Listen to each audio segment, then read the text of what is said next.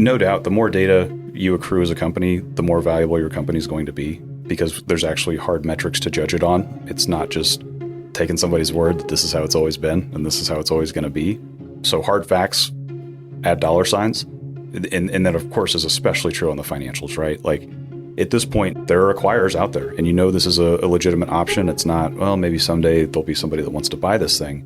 I'd recommend everybody start focusing on their books in a way they haven't before. This is episode 188 with Hal Denbar and Amy Engelmann of National Pool Partners. Enjoy!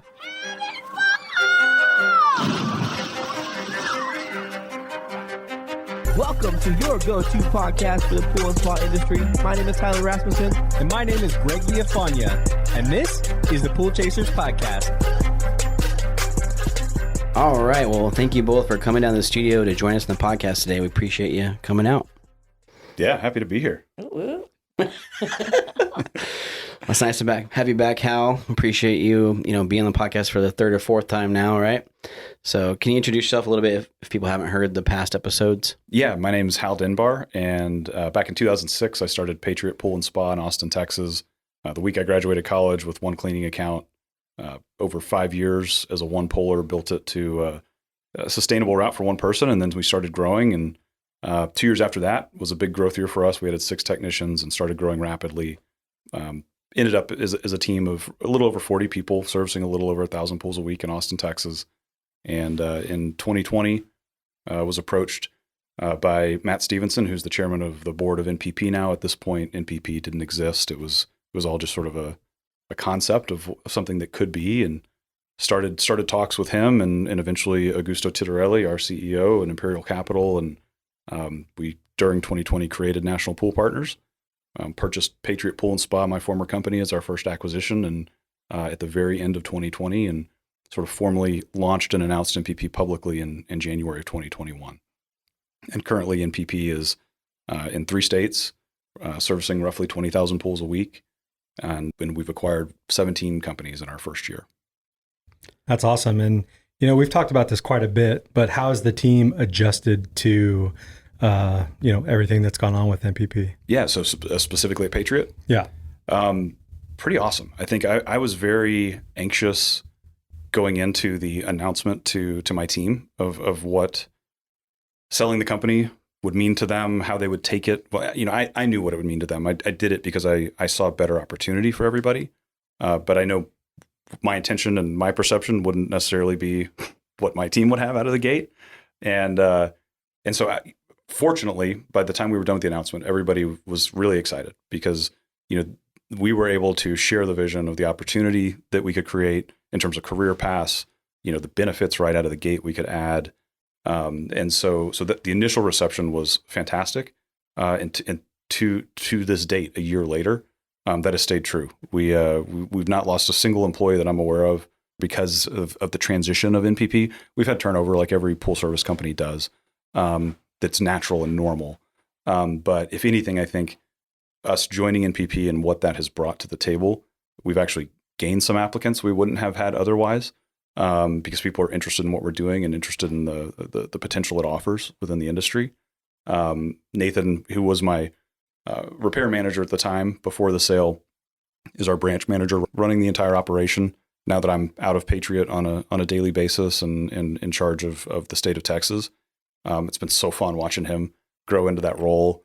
I think I had a conversation with him on one of the episodes. Yes, yeah, you did. Okay. You did about running efficient meetings. Yeah, awesome guy. Watching him step up and just completely take over and run that thing and start to groom his heir apparents already has been so fun and rewarding to watch. And so yeah, we're a year in. Couldn't be, I think, healthier as an organization of Patriot. Now, there have been changes for sure, and Nathan as the branch manager is the buffer for most of those. Because as we've been growing NPP very rapidly at scale and putting corporate accounting departments and corporate HR teams and all these back office functions that are designed to support the branches up front, there's some extra legwork and some extra heavy lifting to get those things in place. So, Nathan has been a steady leader at that branch, absorbing a lot of what is short-term extra burden of putting those things in place for the long-term gain of sort of ease of automation and extra support they will provide.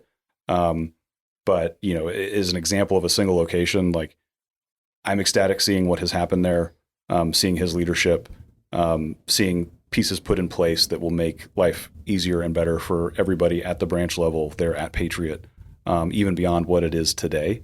But I acknowledge in the short term, like Nathan's had to do some grunt work, getting some things in place and making changes that long term will streamline things, but in the short term have been burdensome. But that's also, we're a startup, right? NPP, we're a year old. We're building this thing as we go. And so, the vision where we're headed is not where we are today, because right now we're building it. But in spite of all that, like team health, awesome, entire management team still in place. I mean, it's just cruising. And so it's been super cool to watch this first year. That's great to hear, especially for a pool service company. Yeah. Sometimes you think that that's not even possible, but it looks like you're doing it. Yeah. So far, so good. Very good.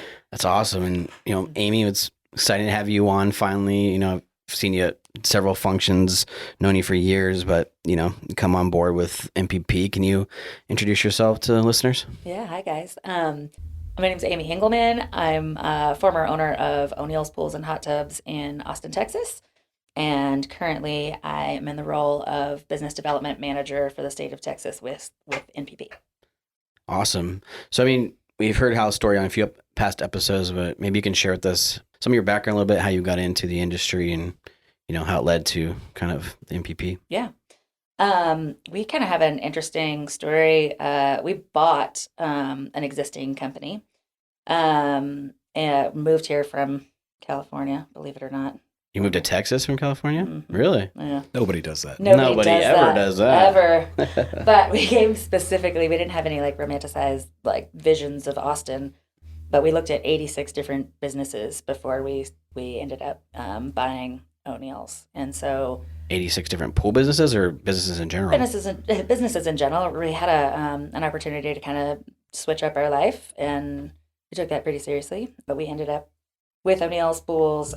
Because Jack and Becky O'Neill, the original owners, they were trying to retire, and they did not have, they did have one son, and that was the plan, was that he was going to take it over. Okay. And he became a professional wakeboarder instead. So when they Nice. were ready to retire, they put it on the market, and it was the right fit for us. So at the time, I think it was 200 pools or something like that. And then we have a retail store also, so it's grown a lot. What'd you do prior to that? What piqued your interest in that? In the actual pool business? Yeah. What brought you to that point of looking for businesses, and why did you choose that over others? Yeah. I guess for one thing, in this industry, if you can do what you say you're going to do and treat people the way that you want to be treated, you shine pretty bright in service industries like this. So at the time, Jack and Becky, they were running it all on paper, like paper routes. There wasn't even a cash drawer in the retail store. It was kind of hodgepodge. And so we came on board and, kind of automated those things in 2014. And we knew we could bring something to the table. So Nice. What's your background? my background, I've done a lot of things, but I actually was not at all in a service. We had never cleaned a pool before we took over O'Neill's. Unlike Hal, who knows every detail. We had never done it, but we figured we could learn, and we knew the business side of it. So I had a mobile detailing business for a while. I do a lot of event planning and those kinds of things. So it's a different role for sure, but I love it. Love this industry. And why do you think that choosing the pool service side actually stuck opposed to mobile detailing? Because it seems like all those other businesses that you started had probably a role to play in how well you ran your business at O'Neill. So, what was it about pools? Because I would think everything else would work out before before you make your first hire. All I knew was we didn't want a restaurant.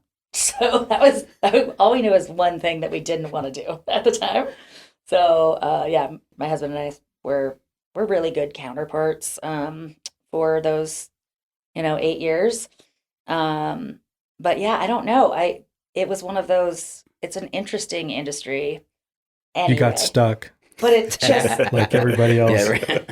it's So yeah. skewed. And you guys know, yeah, if even people who are, second generation, they're like, I'm not going to do this. I'm not going to follow my family's footsteps. And then they boomerang right back around. A couple years later, we're all back. But it's great. The people in this industry are amazing. And yeah, I don't know. Yeah, it just stuck, right? Yeah. And I mean, what were some of the struggles that you had to kind of hurdle over in the very beginning? Maybe the first couple years, is it maybe the first hire? What was it exactly? No, what was different from some of the other businesses that you owned? Yeah, so on the first day that we took over, there were 5 employees, and 2 of them walked out immediately. They just just took off, and then we had some really wild stories in the beginning. The hiring has always been an issue in our area, and it's like that all over the country right now. But yeah, just getting the handle of the bringing everything up to speed to modern times was something that we knew needed to happen, but we didn't know exactly how. So it was trial and error for a little while. It's like a lot of data entry that you and Neil were doing, like taking the paper and putting it into computers. Yeah, and for the first 3 years, I think we would have our 2 boys at the we would do like assembly line style billing. So they were pretty young, but somebody was a stamper, somebody was a folder. So anyway, all paper billing. All paper billing. Yeah, somebody had to lick the envelopes. Exactly right. Yeah, we really did. We got it. It's a family business, right? That's what happens. Go to work, kids. It's kind of a fun experience for the family, though. Yeah. To be a part of it like that. It's something the service industry really provides. I think if you can incorporate that, it's kind of fun. Yeah. They get to see and hear a lot of things about real life, and I think they're definitely better off hearing some of even our kind of off color those the situations that are a little rough. Right. They kids could learn a lot from that. I hope from that experience here, the good and the bad, that they're kind to people out there. They have a different perspective. Sure. I mean, our kids were pretty young when we were doing it, so I could definitely see as early teenagers or even teenagers could really benefit from hearing a lot of that real life conversation. Yeah, absolutely. Maybe you could elaborate on your business, like how many pools? So, when we first started, there were 5 employees, and because of the retail store, we had a couple different, it was all service repairs, and then, the only family-owned and operated retail store. So, everything else is Leslie's, as y'all know. And what year was this? This was 2014. Okay. And then when we sold, we were up to 19 employees, something like that. Sounds about right. Yeah. I think about 350-ish pools. Yeah. And so, it grew a lot. We've had, the turnover, like you were mentioning, for sure, which is kind of industry standard. But we've also had a lot of luck with some solid folks for 5-6 years that have been with us from almost the beginning. So solid team. Nice. And how did you know you were getting to that point where you might be looking to either sell your business or whatever it is that you were going to do, because maybe you want to just move on from being the owner of the business? When did you make that decision? I had no intention of selling the company. I love the business. Yeah, no intention at all of selling. And so we've respected each other for a long time in the industry, and we're always kind of leveling each other up for years, right? Mm-hmm. Totally. And so when he said that he was selling, I had to know why. And it took a year or so before we really got to the the table to talk about it. But I've never seen anything like NPP. We get calls, and I'm sure a lot of people listening, maybe some of y'all too, but people call, they want to buy a business, and that was never for us. But NPP is really different because it's pool people. There's some other firms out there that have no experience in the industry whatsoever, and the leadership really did stick out to me. Not only because Hal's running Texas. I want to be on that train of, we're doing something big. So steering the ship, being a part of like the ground floor of it. Yeah, I wanted to be a part of where that's going to take the industry. So Yeah. So Hal was kind of one of the big, pieces of why you decided to make that jump. absolutely, our culture was very similar. We led in very similar ways. Even our nonprofit stuff, we're just in alignment with how to treat people on the team, and he's better at it apparently. Part of how I really got to go know Neil and Amy and Austin too is I've talked about Colin's Hope here on the podcast before, and we both were very active in working with Colin's Hope, and so being in the same city, that was an initial identifier from across town of like, hey, I want to see what they're doing, because if we're aligned on Colin's Hope, we're probably aligned on a lot of things, and then that's how we started to get to know each other, and yeah, I mean, I'd say every few months. We'd sort of check in with each other, be like, what books are you reading these days? What books are you reading? And that kind of thing back and forth. And so there was just mutual respect from across town. And so, as a result, they were one of the first companies as soon as it was public that this is what's going on with NPP and that we had sold. It was like, hey, let's go get lunch. Let's talk about what we're doing. Yeah. And besides Hal being with NPP, did you have any other expectations? I mean, because it can't just be that. I mean, there's got to be a good offer. Yeah. They got to be willing to take your team on. I mean, what else was it that sent you over the edge? I think it was when we first, we'd never, I don't know if this is true for all y'all, but you're working really hard, and you're doing a lot of things right when you're running a company. You're doing wrong too, but you can see the growth. But getting a valuation on our small business, there was no risk in doing that for us. It's it's free. We had to give them a little bit of information to decide what that is. But when we saw what we had built from the little 5-person tiny team, yeah, it was just really validating for all the hard work that we had put in, and Felt like you earned it. and yeah, and so that wasn't a sad number. It was And you pretty, still have a job. it was pretty nice.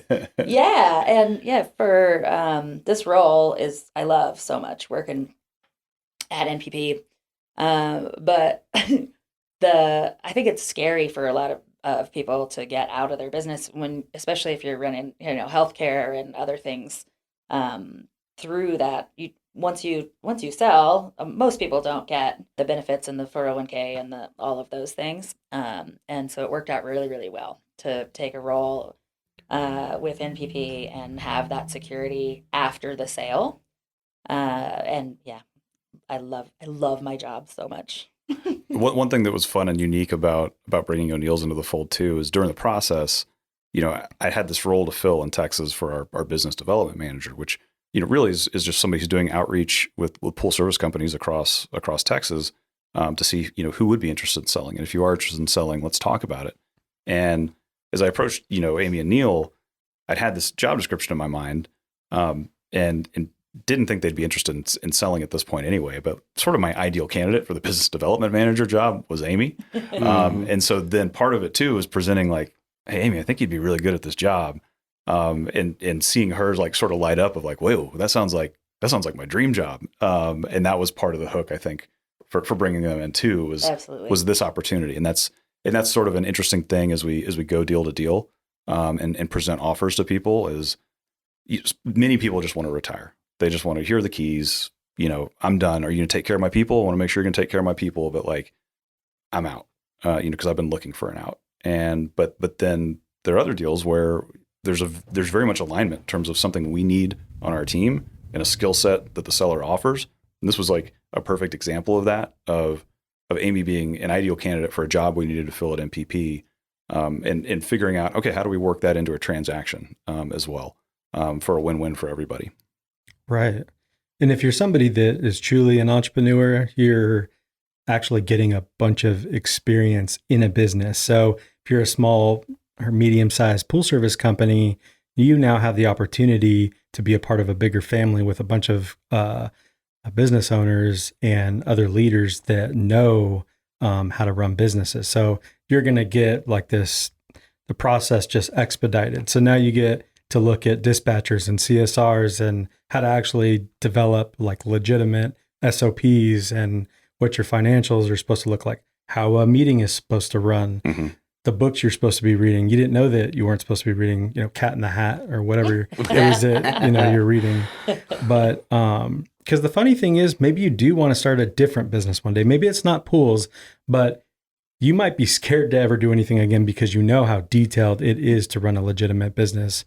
Or it's just, I think all four of us really geek out on that kind of stuff. So it's cool being on the inside of a successful organization and just seeing how that machine works. And it's now your company is getting it, the one that you built. So that's a pretty cool experience. It really is. That's what I like about the NPP family. It's very collaborative. So we're all always learning and always kind of growing with each other.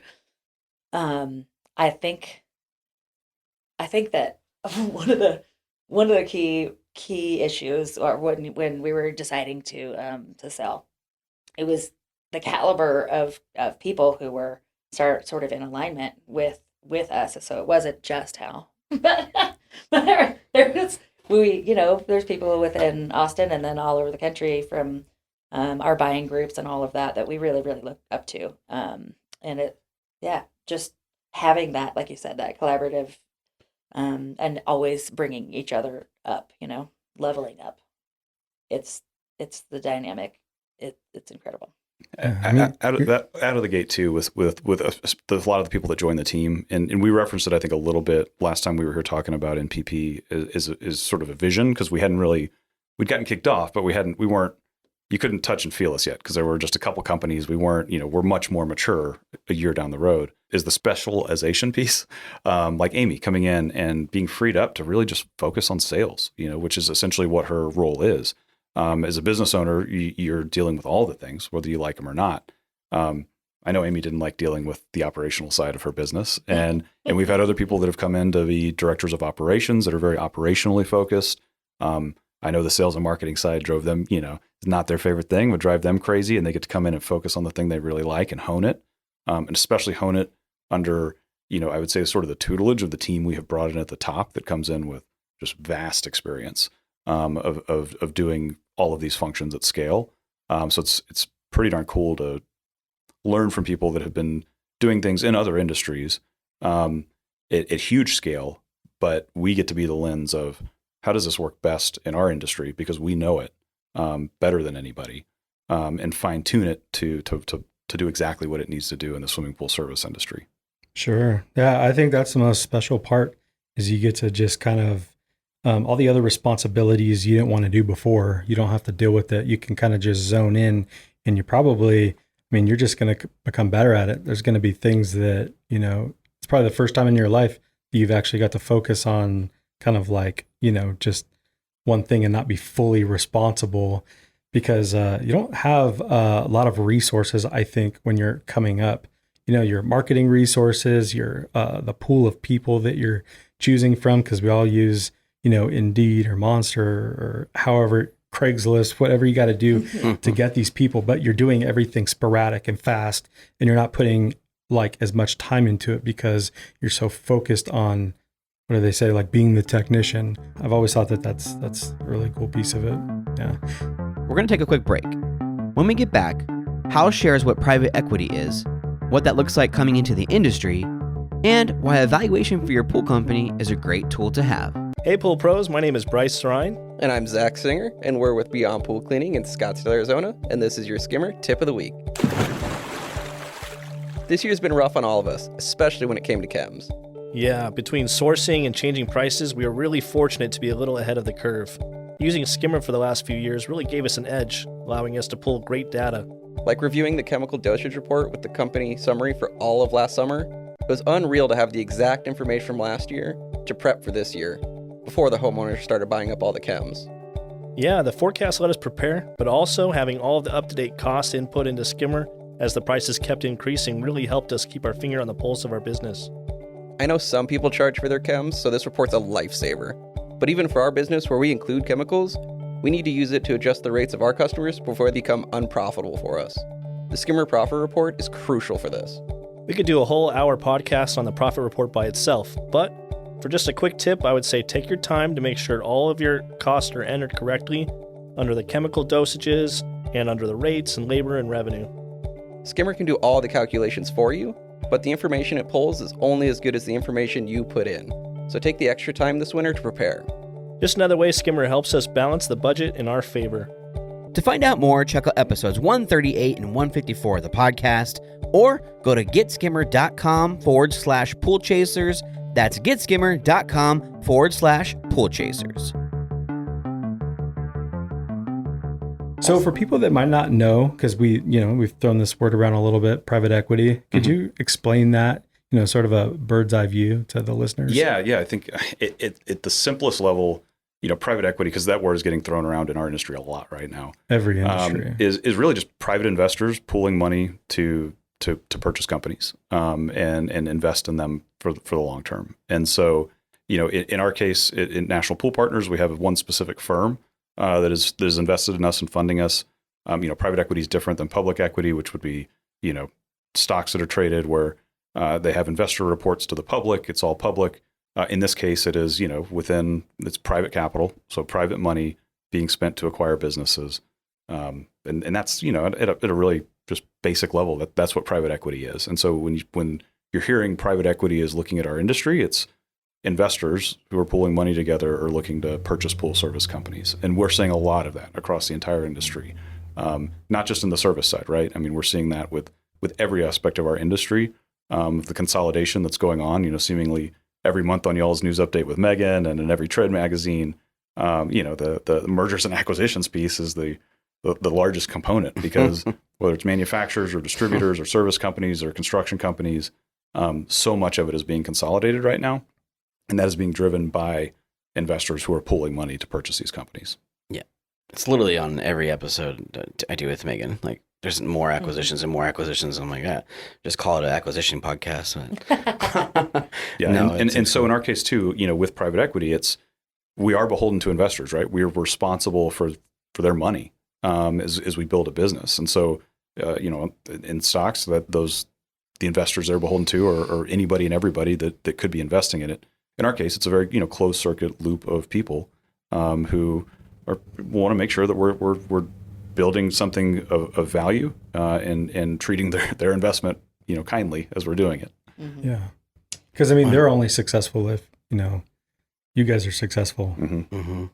And I think, Amy said the word valuation earlier, right? I mean, that's, to me, the coolest part for the pool industry is nobody's ever done evaluations on businesses. I mean, if you bought somebody, you bought routes, right? Yeah, you bought pieces of it. You bought small pieces. Mm-hmm. It was never like anybody that came in with enough money to give you an actual value. And, and an exit strategy has never really been talked about prior to these last year and a half or 2 years, right? Of that coming in. So. That has been a very, I think, new thing we've brought to the industry right now.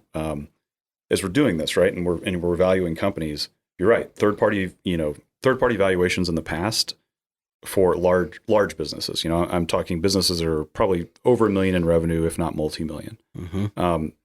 There wasn't really a standard on how to value those in the pool service industry because there was not a strategic acquirer out there buying these companies. And so, to date, I'd still sort of be wary as to third-party valuations just because I know they don't know what we're doing, and we're currently probably the biggest acquirer out there. And so, the bar is being set by us and other consolidators right now. Route valuations, there's always been sort of the formula for that, that probably still applies when selling routes in many cases. And granted, regional differences and supply and demand in the individual markets are going to impact that. But what we're doing right now is very different. And it is a pretty painless process to, if it's something that you're considering to engage in. I found it extremely educational as I was going through it.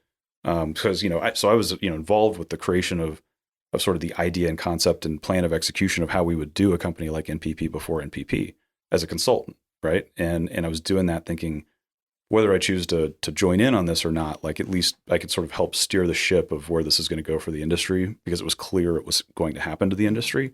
But then when I decided to engage in a possible transaction, that was a whole different deal, right? Then I'm getting my Patriot pool and spa valued just like any other seller would. And as I went through that process, I learned so much about my business because I was seeing it through the eyes of somebody who would pay that much money to buy it, which is not something you get insight into every day. And basically, signing a non-disclosure agreement, submitting a few years of financials out of QuickBooks and answering a questionnaire about, how many trucks do you have? Are they owned or leased? How do you pay your employees? That kind of like data that can be used to attach value to the business. Going through it, I mean, I personally was, I was going to be conservative. I was like, I could get all the way up to the very end of this thing. And if I see any red flag or anything that makes me think, you know what, this isn't for me, I'm ready to hit eject. And once you get deep into the process, like after an actual formal offer has been presented, at that point, you are going to start accruing some legal costs, some accounting costs to make sure the process is going smoothly on your side. And so I'd already, gotten to the point where I was spending that money. But in my mind, I was like, that's school of hard knocks tuition. If I get to the end and decide, you know what, this isn't for me, or I see something that scares me in any way. And so the process from start to finish, I learned so much about my business. Of course, throughout it, it looked good enough to me where I was like, okay, let's ink this thing. I'm excited to go to the next stage and sell this company.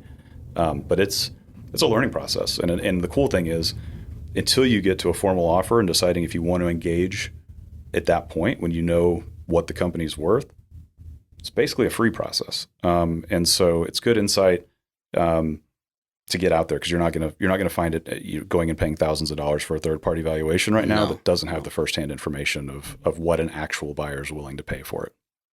Yeah, because it seems like the amount of pools, it's a variable that's always going to change. But if you do a good job at keeping the data, because I know in like the tech industry and other industries like HVAC and plumbing and different things like that, they're getting, bought left and right. But when they come in, they want like data on every house.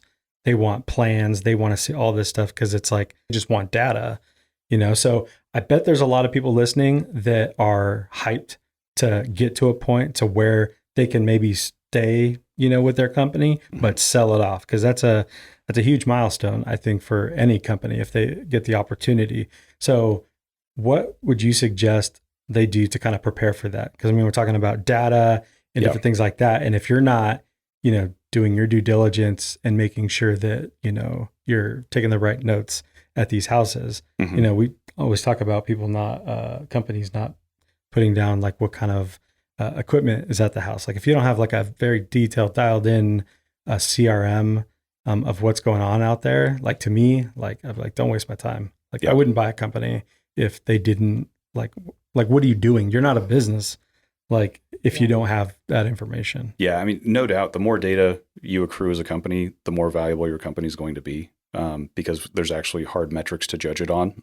It's not just taking somebody's word that this is how it's always been and this is how it's always going to be. So hard facts add dollar signs. And that of course is especially true on the financials, right? Like at this point, there are acquirers out there and this is a legitimate option. It's not, well, maybe someday there'll be somebody that wants to buy this thing. I'd recommend everybody start focusing on their books in a way they haven't before. So they're ready in a moment's notice, because even being grim, right? Like, you could get hit by a bus tomorrow and your family's got to sell the thing. So do them a favor and have it ready to sell if that, something awful happens.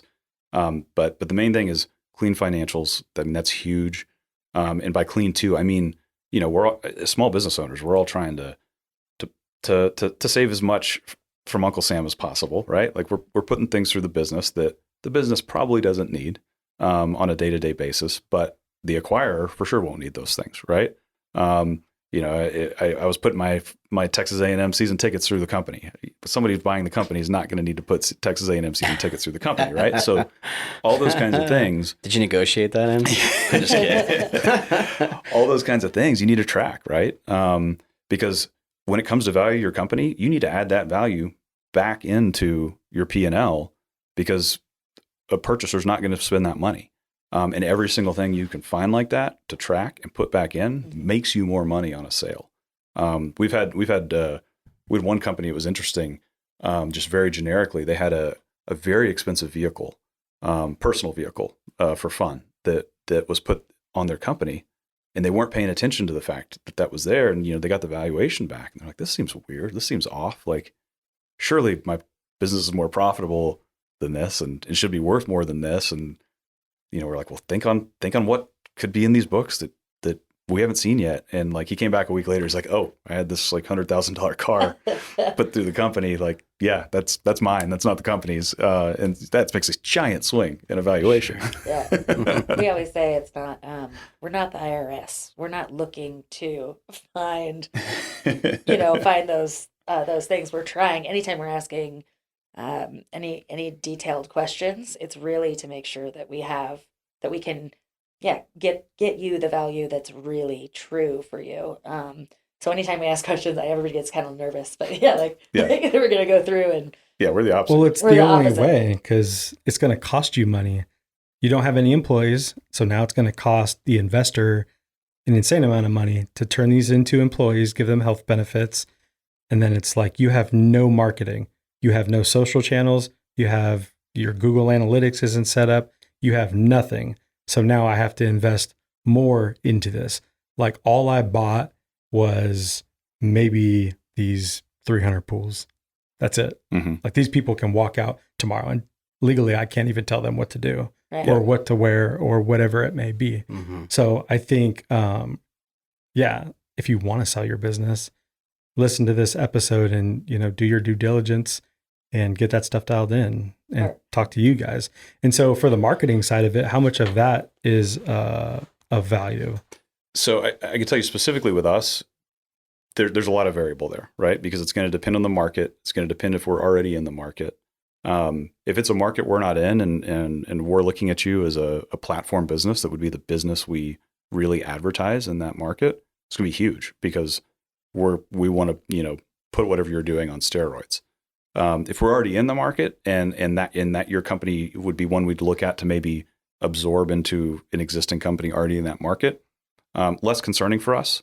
I don't know that would impact value in that case in any way. Like, I'm not discouraging people from spending marketing dollars, because clearly, do whatever it takes to get as many people in the door as possible, because that is value that we're looking for, right? Like, whatever's bringing leads in, that definitely adds value. But it's a little bit variable, and that's where it gets interesting too, in terms of if it's on anybody's mind, we encourage engaging with us for evaluation, because every single deal is so different. Because you don't know what you're going to find until you really get into it. I mean, we'll see businesses in the same market that could have net profit differences of 10, 15, 20%. Mm-hmm. And that is very, very relevant as to how valuable the business is. We're not trying to cookie cutter anything, right? That we're not trying to make everything a franchise. But so all of that character that you built in your culture is wonderful, and obviously that's the reason why we're looking at a business like that, right? You're doing a great job, so we want you as a part of the team. But on the marketing side, I mean, I'm thinking about what NPP brings to all small businesses. Like, even Hal and I, we can share employees now. And we have a hiring team now. Like, there's just resources that now we can just say, hey, we need another person. And then between the branches, there's a lot of value there. Because if somebody's down with COVID, for instance, we know that there's a caliber of technician, right, that can come over and handle those jobs. So there's a lot of things that you don't need to market for anymore. You know what I mean? Because we have it. We have this shared kind of network, and I love that about, again, collaboration, right? Things that we couldn't do before. Yeah. Well, I think, to touch base on how you're, like, we've talked a lot about you being educated in the industry. And, you know, you and I have had lots of those conversations as opposed to some people not being educated. And I think what you were talking about earlier, just you being going through the process, so many people can learn from that as far as you having a degree, where that's what I mean by educated, is that a lot of people in this industry don't. And even you yourself, right? Like, thought it was worth going through this process. And I love that about it, because many people that own businesses in the industry do not have anywhere near that level of education. And so it's a great thing regardless to go through kind of that process to learn, and it will set you up even whether you do it now or later. You know what I mean? Now you understand maybe that there's something to work forward to, for, even if it's 5 years down the road, right? Of anybody you talk to thinks their business is worth so much money. And you're like, oh, I have this great business, but like Greg said earlier, do you really have a business or you just have routes? You know, there's a difference between that. And if you have this number in your head that you want to hit, you know, let's say you want to get paid $1 million, let's throw that number out there, right? You can work towards that, even if it's not worth $1 million now. Like what would I need, you know, to get there, right? How do I build it, right?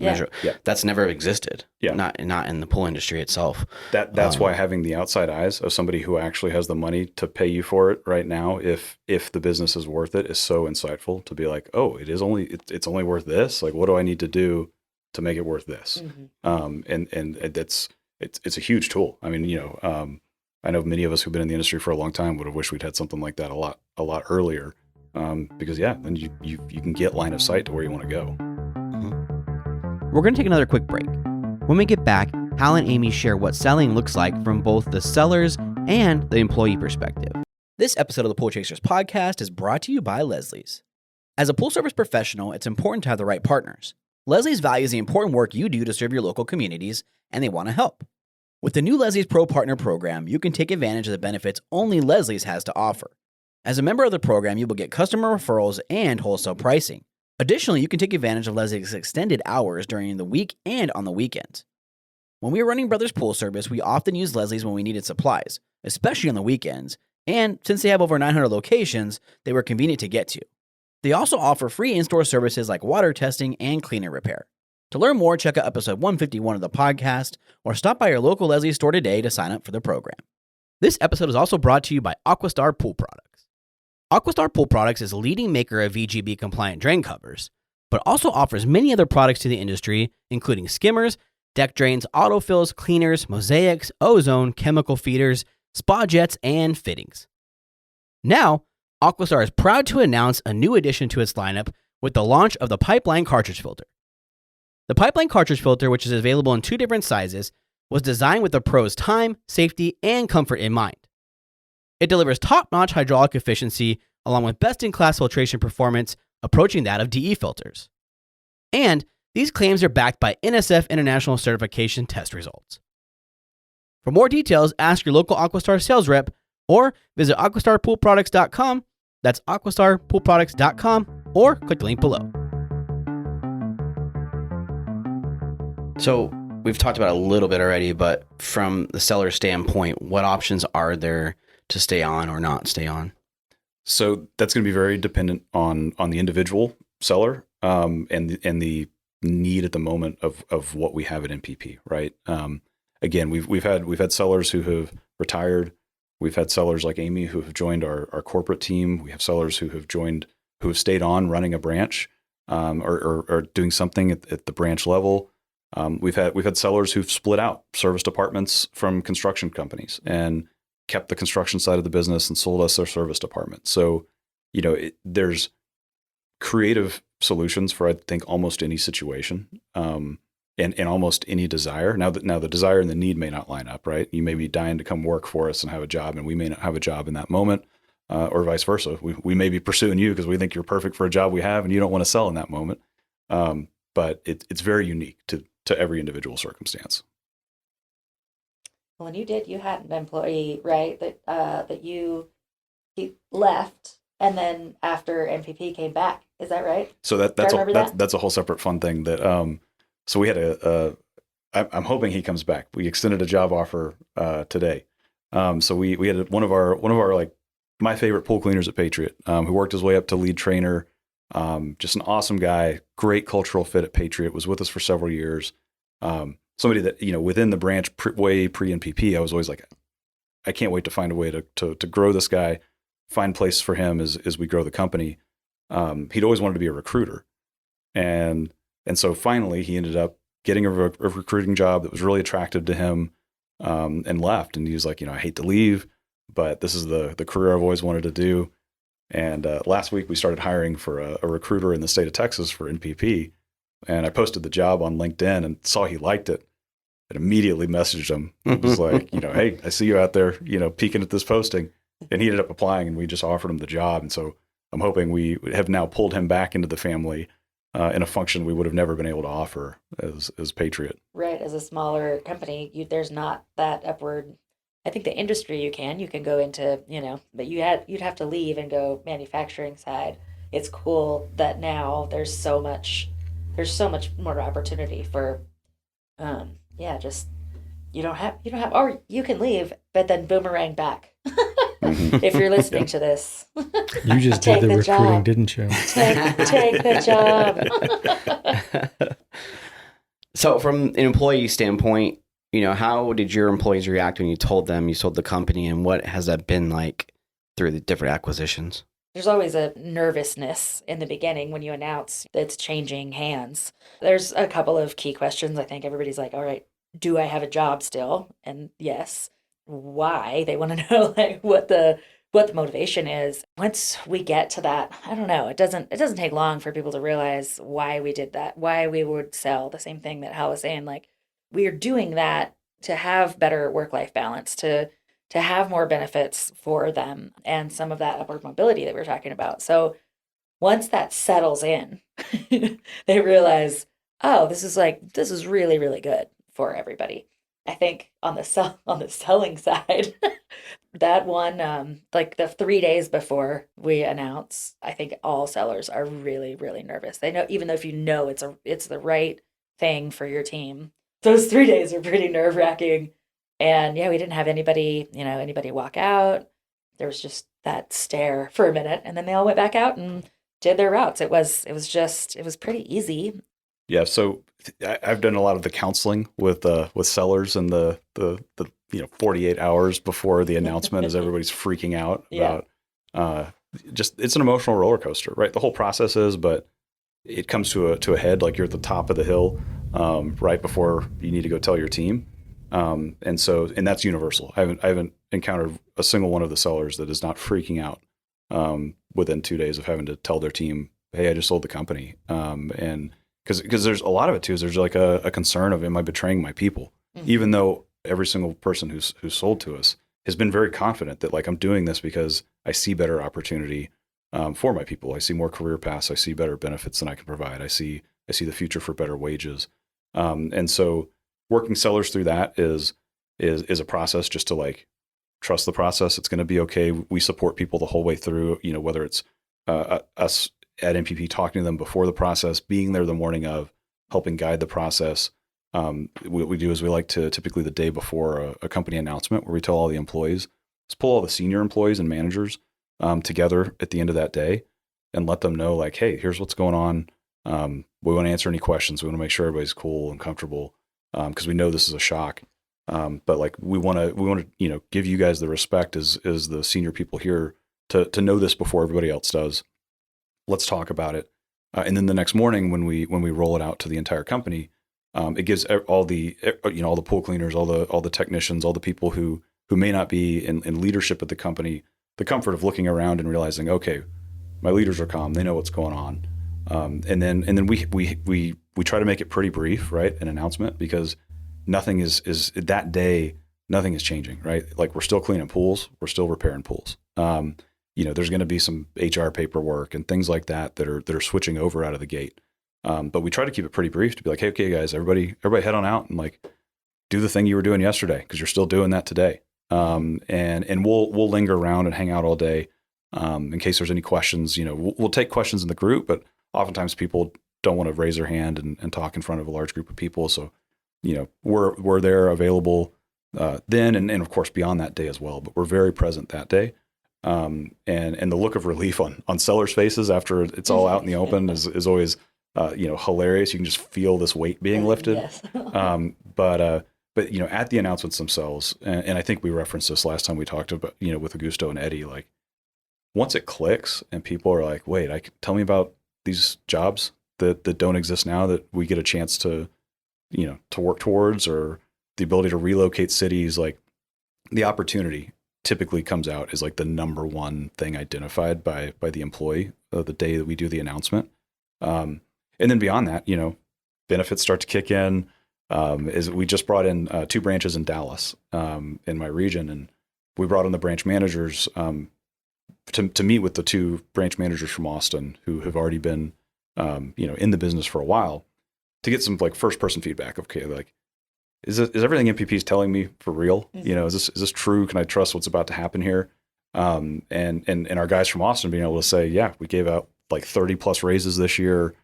The benefits have been awesome.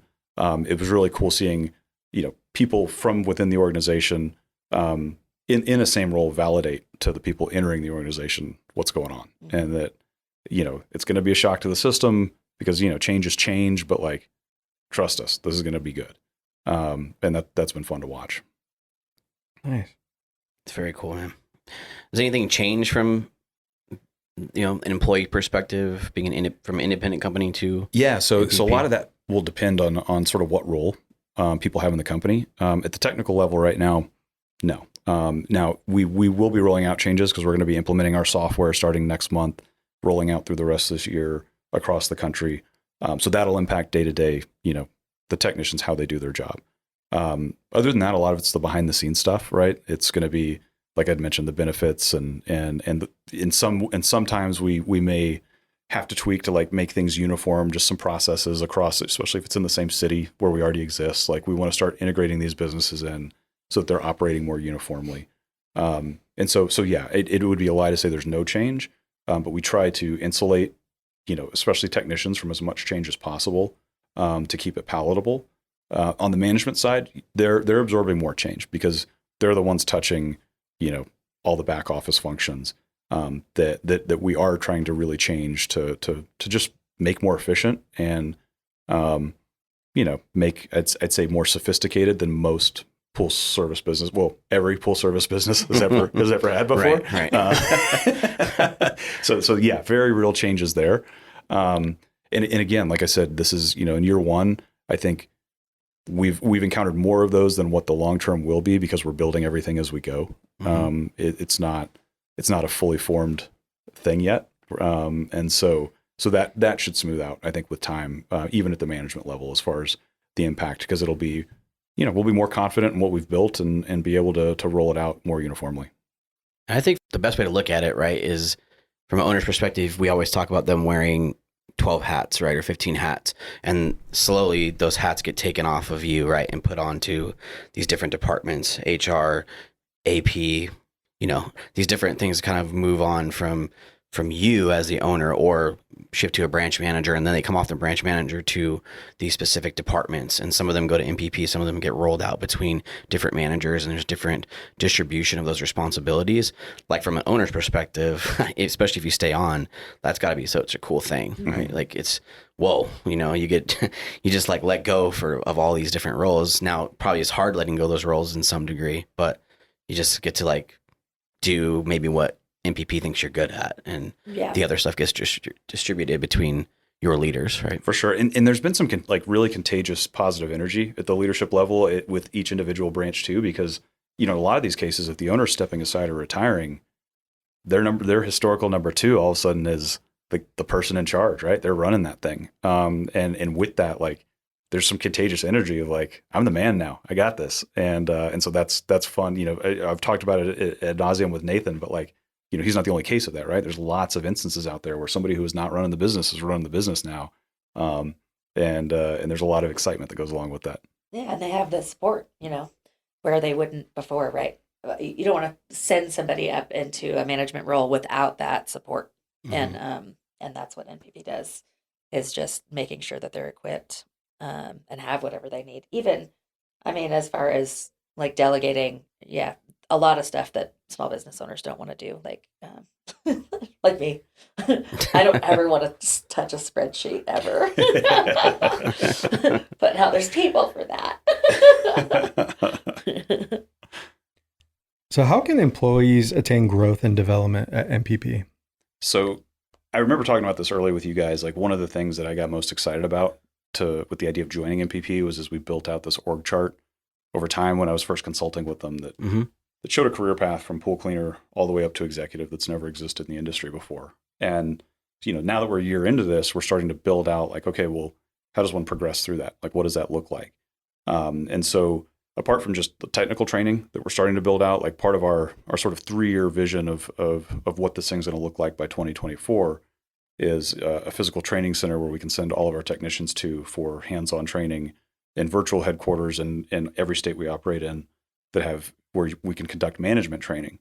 Management training, I think, is we're building out our curriculum as we go on the technical side. We're building out some amazing modules and some really cool technical education, unlike anything our industry has seen. But we're also pivoting to start looking at this management training, right? Because one thing that I think in our industry is an industry of small businesses. Usually it's like the best technician gets promoted to manager, or maybe the person that's sort of aged out of being able to hunch over a pump all day in a backyard gets moved into the office to start taking over as management. I know I've never received any formal management training, and I don't think much formal management training has been offered across our industry. And so that's one thing that we're really excited about, being able to start pouring resources into our people in a way that most small businesses just can't, whether it's financially or make the time to do. Recently, we just sent a lot of our managers to a culture index training in Florida. Culture index is a program we're going to use at NPP that we had used at Patriot to really sort of identify the hard wire of each person in the company, what they're really sort of designed to do. But more importantly, and so it can be used as a hiring tool, but more importantly, as a management guide, where we can get insight as managers into our people and realize, like, how do we really, affect them in a way that motivates them and gets, makes them feel good and gets the job done the way we want to get it done. And so, that's sort of our very first foray of just dipping our toe into being able to pour some resources into management training. But that's something that's really big on our radar to formalize and build out curriculum for, apart from the technical side of this industry. And so, that continues to be sort of one of my driving forces in this whole thing is the creation of opportunity for people in the industry. And, at this point, we do have our fully formed branches that most of which we've just inherited that infrastructure from the companies we've acquired. But, we've built out at this point, my state regional team has several people on it. Our corporate team has grown significantly. It's quite large at this point. And so outside of the confines of a single location that provides pool service in whatever city we're in, we're starting to already really build out these other sort of layers of who we are as a company and the support they can provide to the front lines. But we need people to fill those to help provide that support.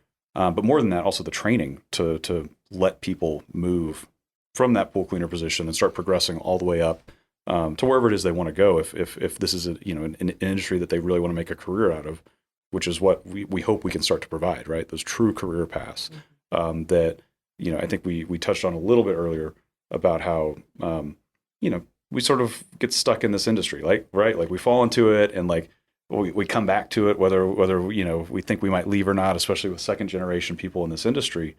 Like we want to make this thing really attractive to outsiders, where you don't just fall into it. But you pursue it as a trade, like you would being an apprentice electrician or a plumber.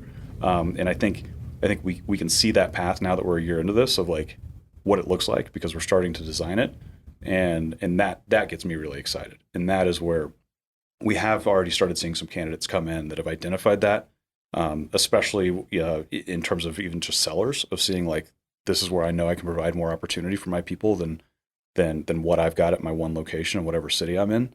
And that's been really, really cool to watch. And like one of the things I'm most excited to watch develop over the coming years, because it's a large reason why I'm a part of NPP.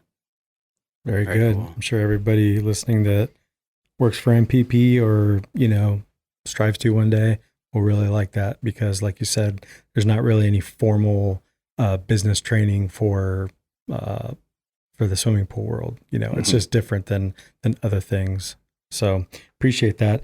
For the listeners, how can people find out more about NPP?